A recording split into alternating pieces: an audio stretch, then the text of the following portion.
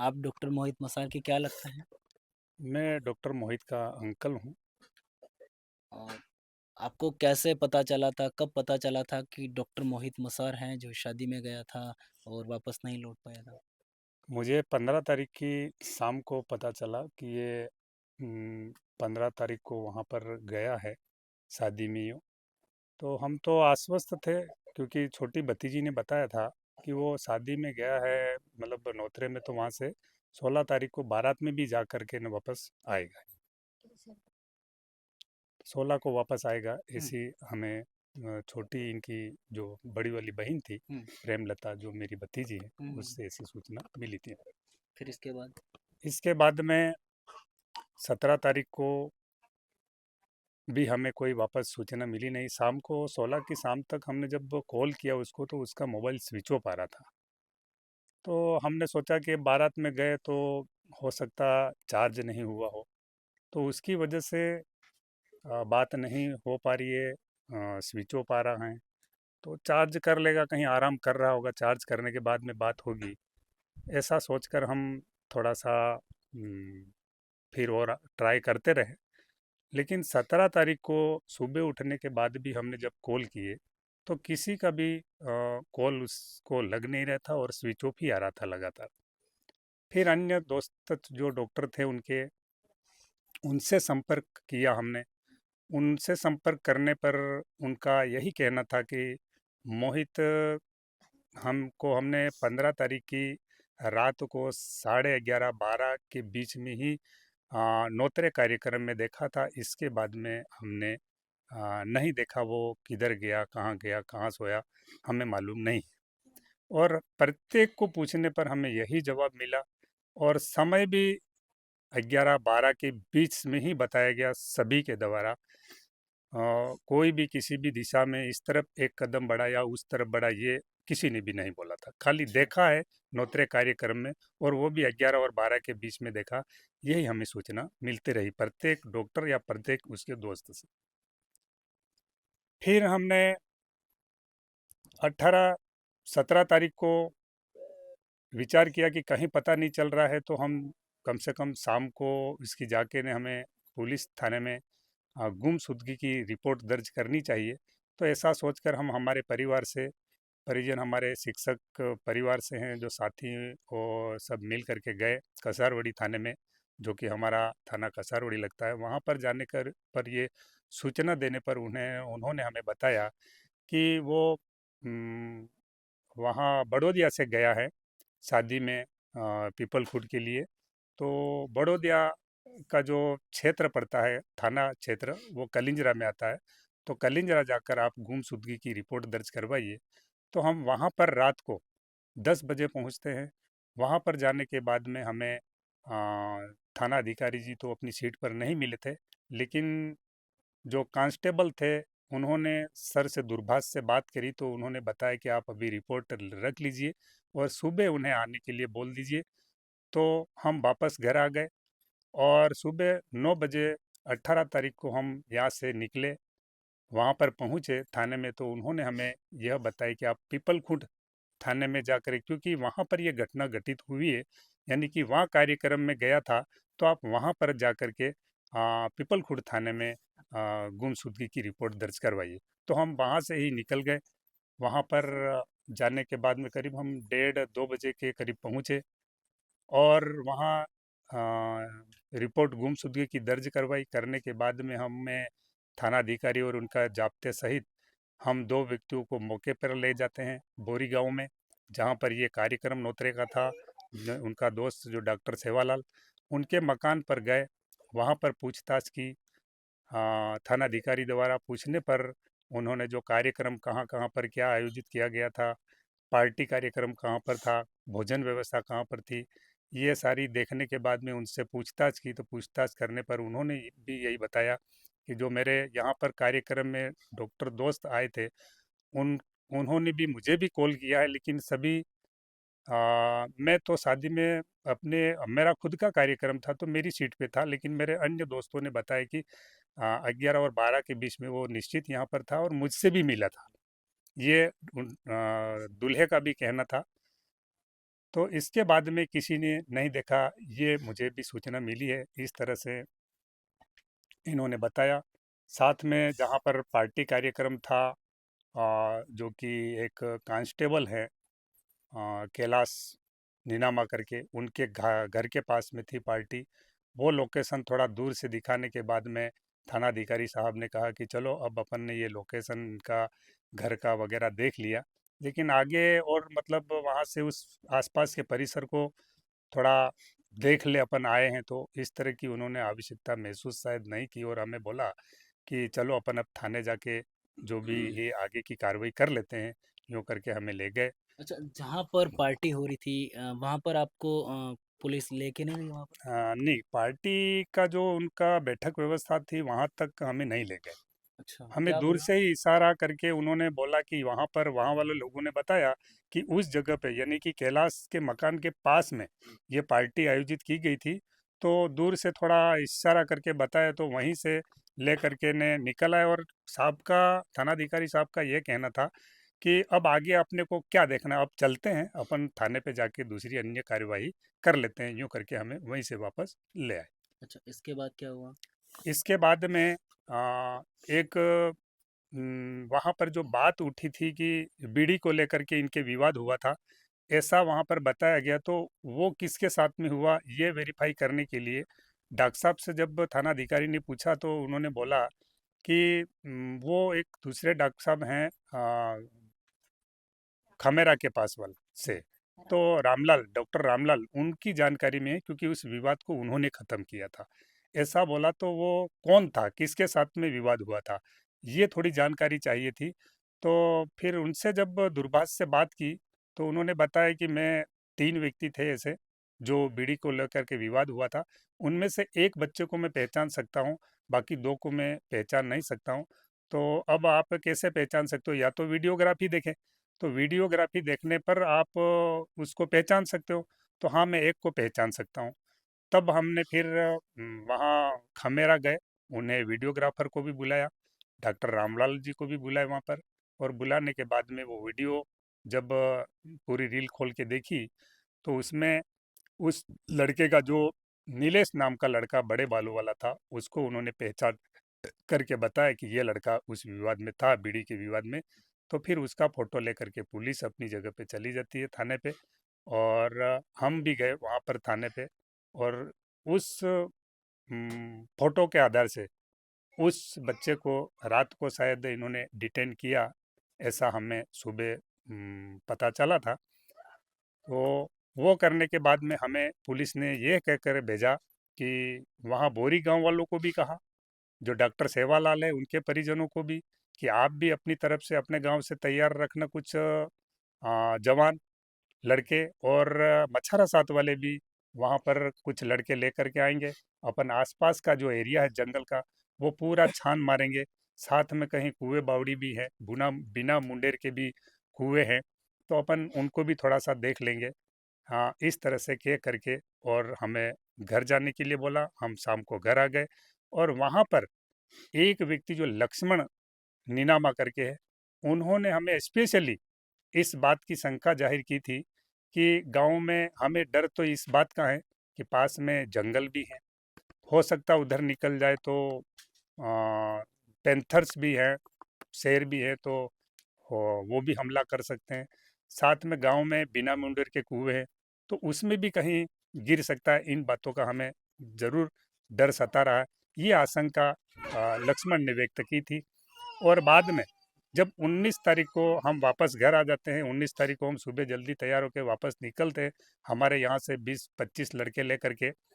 और बीच रास्ते में बांसवाड़ा के करीब हम पहुँचते हैं, 7:30 बजते हैं, और थानाधिकारी महोदय छबीलाल जी का मेरे पास कॉल आता है, और उन्होंने बताया कि एक अननोन बॉडी, मृत व्यक्ति की बॉडी, जो कार्यक्रम था उसी घर के पास में हुआ है, वहाँ पर है, तो आप थोड़ा जल्दी आइए, अपन वेरीफाई कर लेते हैं। इस तरह की सूचना देने पर हम यहाँ से आगे बढ़ते रहे। फिर मैंने परिजनों को सूचना दी, क्योंकि मैं कुछ युवा साथी ही लेकर के उसकी तलाश के लिए लेके जा रहा था।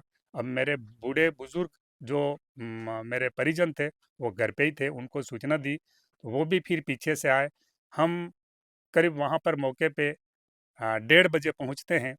1:30 बजे पहुँचने पर वहाँ पे जाके देखा तो वह मेरा भतीजा डॉक्टर मोहित की ही लाश थी। इसके बाद में वहाँ पर पुलिस को जो अनुसंधान करना चाहिए कि है, जब शव कुएं में है तो आसपास कोई घटना घटित हुई है, क्योंकि प्रथम दृष्टया देखते ही पता चल रहा था कि उसको उसकी हत्या कर कर ही कुएं में लाश फेंकी गई। तो ये देखते ही तो हमारे प्रशासन को भी त्वरित गति से उसके अनुसंधान में लग जाना चाहिए था, लेकिन हमें ऐसा प्रतीत हुआ नहीं कि वो अपनी तरफ से इस तरह से आगे बढ़ कर के कोई सबूत जुटाए। तो ये हमें ज़रूर देखने में आया। तब हमारे लोगों ने जब आसपास का एरिया देखना शुरू किया तो कुएं के जस्ट पास में एक बरसाती नाला निकल रहा है, उसमें शर्ट शर्ट दूसरे का था, और पॉलीथीन की एक थैली थी, वो खून से सने हुए मिले। वो हमने पुलिस प्रशासन को बुला के बताया, तब उन्होंने उसको कलेक्ट किया।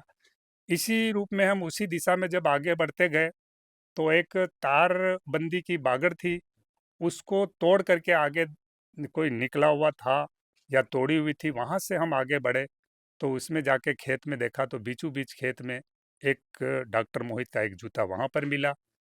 फिर हम और आगे बढ़े तो कैलाश के घर के आगे से जो बागड़ जा रही थी, बांस की बनी हुई थी, उस बागड़ में एक जूता वहाँ पर फंसा हुआ मिला, और उस जूते को देखकर प्रतीत हो रहा था कि मोहित को भगाकर, मतलब मारपीट इतनी की कि वो भागता हुआ अपनी जान बचाने के लिए वहां से भागा है, और भागने के दौरान ये जो बागड़ बहुत हाइट में थी, ऊंची थी, करीबन 4 फीट, उसको भी लांग करके गया है। अपना जूता एक वहीं पर निकल गया, और आगे बढ़ा तो दूसरा जूता खेत में गिरा है, और आगे और बढ़ने पर उसको कहीं पकड़ लिया, और पकड़ने के बाद में उनके द्वारा मारपीट करके उसकी हत्या कर दी गई। और मैं जहाँ तक महसूस करता हूँ, आज जो प्रेस नोट जारी हुई है हमारे एसपी सर के द्वारा, जो अनुसंधान थाना पीपल खुट के द्वारा वृत्त निरीक्षक महोदय के द्वारा किया गया, और जो रिपोर्ट आई है उनकी, प्रेस नोट जारी हुई है, जिसमें 2 अभियुक्त गिरफ्तार किए गए हैं। 19 और 20 साल के जो बच्चे हैं, नितेश और कैलाश नाम के, उनके फादर्स का नाम तो नहीं दिया गया है। तो मुझे प्रतीत होता है कि, और आशंका है, पूर्णतः मुझे आशंका है कि ये दो ही मिलकर इस इतनी बड़ी घटना को अंजाम नहीं दे सकते।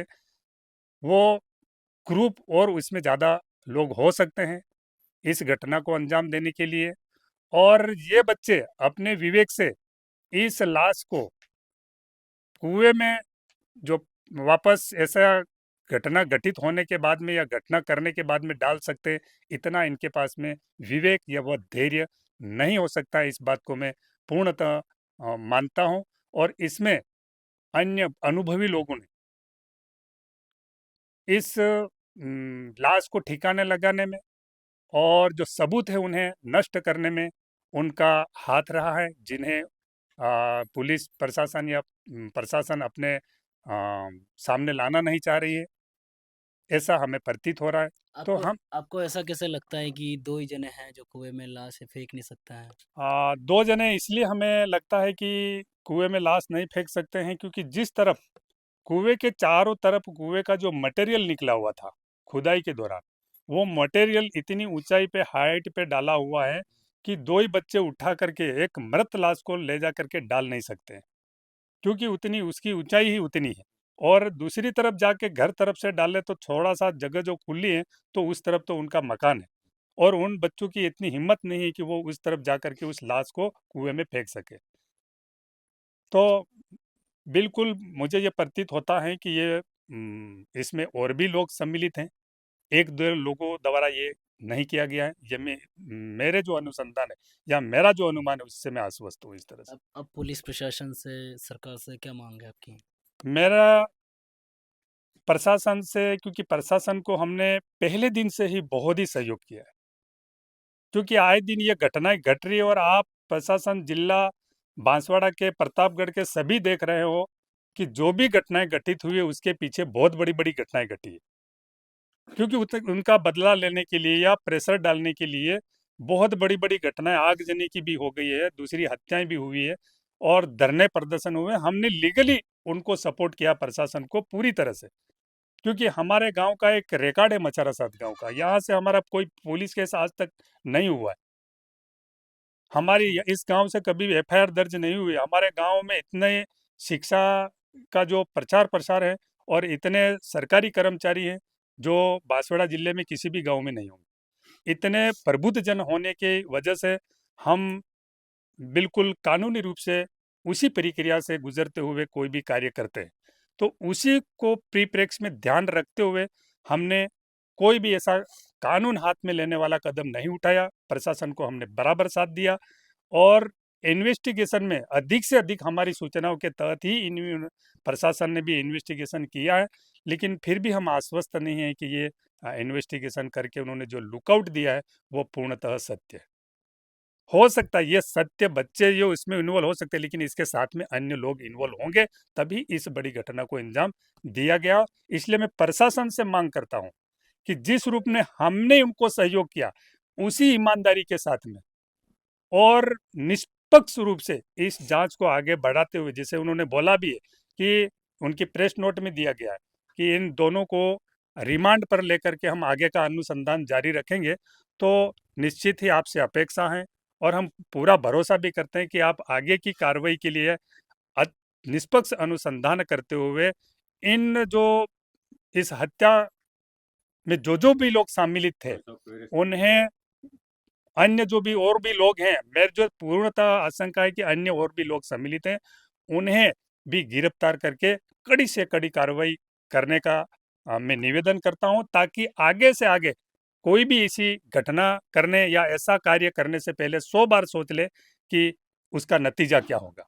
तो प्रशासन से मेरी यही मांग है। तो आप ये भी बता रहे थे कि जो बॉडी है, जो जिस दिन हत्या हुई उसी दिन शायद कुएँ में नहीं फेंका गया, हाँ, ये क्योंकि बात बिल्कुल फैक्ट है। हमें लग रही, प्रथम दृष्टया देखने से ही लग रही थी कि वो बॉडी उसी वक्त उन्होंने हत्या करने के बाद में कुएं में फेंक दी हो, ऐसा प्रतीत नहीं हो रहा था, क्योंकि बॉडी के ऊपर जब ब्लड था वो ब्लड सूखा नहीं था।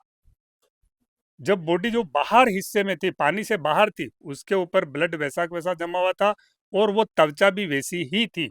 उसको कहीं पर भी कोई भी नुकसान, यदि बॉडी उन्होंने तुरंत डाली और 2 दिन यदि कुएं में, क्योंकि 15 तारीख की यदि बॉडी डाली हुई है और 19 तारीख को, मतलब 18 तारीख को शाम को वो बॉडी बाहर आती है, ऐसा उन्होंने बोला गांव वालों ने, जिसका कुआ था उन्होंने, कि 18 तारीख को 6 बजे हमने शाम को देखी, तो इतने समय तक अंदर रहने के बाद में पूरी त्वचा खत्म हो जानी चाहिए थी। जबकि ऊपर वाली जो त्वचा त्वचा थी, पानी के ऊपर जो बॉडी थी, उसकी त्वचा को कुछ भी नहीं हुआ था। उसके ऊपर जो ब्लड लगा हुआ था वैसा ही के वैसा ही था। इससे ये प्रतीत होता है कि ये बॉडी या तो एक दिन बाद डाली गई है, उसको कहीं गुप्त रूप से छुपा के रखा और दूसरे दिन इस बॉडी को कुएं में फेंका गया। ये हमें निश्चित ही प्रतीत हो रहा है। ठीक है। ये थे इनके चाचा, जिन्होंने बताया कि 2 व्यक्ति हैं जिनको अभी गिरफ्तार किया है पुलिस ने। आज प्रेस नोट जारी किया है 10 तारीख को, और बता रहे हैं कि 2 ही व्यक्ति इस घटना को अंजाम नहीं दे सकते हैं। बता रहे हैं अगर 2 व्यक्ति उस घटना को अंजाम देते तो वो बता रहे हैं कि कुएँ के पास में मलबा था और मलबे के अंदर ऊपर 2 व्यक्ति लाश को लेकर नहीं चढ़ सकते, और 2 व्यक्ति अगर अंदर उतर भी नहीं सकते। बता रहे हैं कि अगर अंदर मलबे के अंदर उतरेंगे तो नीचे 2 व्यक्ति लेकर उतर नहीं सकते, या तो 2 व्यक्ति हैं जो ऊपर से ही लाश को फेंक सकते थे, लेकिन उस टाइप का फेंका हुआ लाश को वहाँ पर किसी प्रकार का कुछ सबूत है जो देखा नहीं गया। और इनका कहना है कि इनका आरोप ये भी है कि 2 व्यक्ति इस घटना को अंजाम नहीं दे सकते, जो भी साथी हो उन्हें भी कड़ी से कड़ी सज़ा दी जाए, ये इनका कहना है।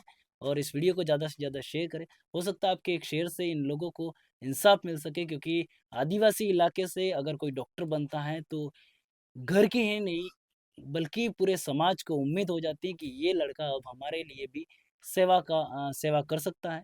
और समाज का नाम और गांव का नाम भी रोशन कर सकता है। क्या कुछ कहना चाह रहे एक संदेह और था कि जो जो बॉडी उनको 18 तारीख की जो जिनके कुएं में ये बॉडी मिली, उस परिवार को 19 तारीख को 20 तारीख को मैंने जब पूछा, वापस जो पानी निकालने के लिए गए, हम बॉडी ले आए हम 19 तारीख को, और 20 तारीख को पानी निकाल करके भाई उसके कपड़े और बाकी जो चीज़ें थी वो कहाँ पे? लोअर वगैरह थे नहीं, हैं? क्योंकि अर्धनग्न थी। तो उसके लिए हमने पानी निकालने के लिए गए, उस दौरान मैंने वहाँ पे जो इनके उस कुएं की मालकिन बैठी थी, अन्य औरतें भी साथ में थी, उन्हें जाके मैंने थोड़ा सा जानने की कोशिश की। तो मैंने पूछा कि भाई आपने आपको ये बॉडी बाहर कब दिखी पानी से बाहर? तो उन्होंने बताया कि हमें 18 की शाम को 6 बजे देखने में आई। मेरे पति ने यानी मेरे घर वाले ने यानी उनके पति ने देखी। फिर उन्होंने सूचना देने की बात करी, तो जब हमने थानाधिकारी जी से पूछा कि साहब आपको सूचना कब मिली, तो उन्होंने और किसने दी, तो उन्होंने नाम बताने से तो इनकार कर दिया, लेकिन मुझे सूचना 10 बजे मिलती है, रात की 10 बजे। तो यहाँ पर भी संदेह होता है कि जब शाम की 6 बजे बॉडी देख ली गई है, इसके बाद 4 घंटे तक सूचना आप तक पहुँचने में 4 घंटे लग जाते हैं, ऐसा क्यों? और वो भी सूचना वहाँ से जाती है तो कांस्टेबल जो प्रतापगढ़ में है, उन्हीं के परिवार से कैलाश नीनामा, उसको उन परिजनों ने, उस कुएं के मालिक ने सूचना दी, और 4 घंटे बाद वो सूचना छबीलाल जी के पास में आती। तो इतनी देरी क्यों? सूचना ये देने में इतनी देरी क्यों लगती? यहाँ से भी हमें बिल्कुल संशय है कि कुछ न कुछ तथ्यों को छुपाया जा रहा 10 बजे जब पुलिस को सूचना मिल गई थी, तो आपको कितने बजे सूचना दी था। गई? और पुलिस को जब 10 बजे हम थानाधिकारी साहब का कहना था कि मुझे रात को 10 बजे सूचना मिली। तो जब हमें तो उनके द्वारा सूचना सुबह 19 की सुबह 7:30 बजे वो दूरभाष से सूचना दे रहे कि एक अननोन लाश जो कुएं में पाई गई है, तो आप आइए और वेरीफाई कर लेते हैं अपन। तो ये हमें 7:30 बजे दूसरी सुबह 19 की सुबह को प्राप्त होती है। तो ये साफ दर्शाता है कि कहीं न कहीं इन चीज़ों को जो वास्तविक तथ्य थे उन्हें छुपाने की कोशिश की गई है। क्या लगते हैं डॉक्टर मोहित मसार के? मैं इनके डॉक्टर साहब के जियाजी लगता हूँ और मेरा प्रशासन और आपके भारत की आवाज़ न्यूज़ के माध्यम से मैं ये कहना चाह रहा हूँ, जब प्रशासन पूछताछ कर रहा है वहाँ के स्थानीय लोगों को ले जा कर के और कोई गवाह के रूप में कोई हमको अभियुक्त मिले जहाँ से हम हमारा इन्वेस्टिगेशन आगे बढ़ा सकें, तो वहाँ के दबंग लोग उन लोगों के साथ मारपीट कर रहे हैं। तो मेरा प्रशासन से ये कहना है कि आप इन लोगों जो भी मारकूट कर रहे हैं या कोई इस तरह से धमका रहे हैं, इन लोगों को लाके और इनके साथ भी उचित धाराओं में कार्रवाई करें, क्योंकि ये लोग इनके हौसले बुलंद है। इन गाँवों में पहले भी इस तरह के 2 मर्डर हो चुके हैं, शायद ये तीसरा मर्डर है और इनके हौसले बुलंद है और ये लोग इस तरह से दबा रहे हैं और गाँव से जो हमें सहयोग मिलना चाहिए, वो सहयोग नहीं मिल पा रहा है, इन दबंगों की वजह से। तो इन दबंगों के ऊपर भी कड़ी से कड़ी कार्रवाई की जाए, क्योंकि आए दिन पीपलखुट के आस-पास की घटनाएँ बढ़ती जा रही है और इन लोगों का कहीं न कहीं हाथ है, इस तरह की घटनाओं को अंजाम देने में। डॉक्टर मोहित मसार का पहले व्यवहार कैसा था? बहुत ही ये एकदम मिलनसार व्यवहार रहा है इनका, हर किसी के साथ मतलब 1-2 घंटे रहते थे तो एकदम उससे फ्रेंडली हो जाते थे। इस बंदे के अंदर ये डॉक्टर साहब के अंदर ये नहीं था कि मतलब ये बंदा मेरे साथ आगे जाके कुछ ऐसा अनहोनी हो सकता है, इस प्रकार की वो दिमाग में ये चीज़ें रखते ही नहीं थे। क्योंकि ये शुरू से गाँव से बाहर रहे हैं और हो सकता है वो उस दिन वहाँ गए तो गाँव के माहौल वगैरह को ये भाँप नहीं पाए हैं और उनके कुछ कहा-सुनी हो गई हो, तो इतना बड़ी घटना हमें बहुत दुखी किया है, इस घटना ने।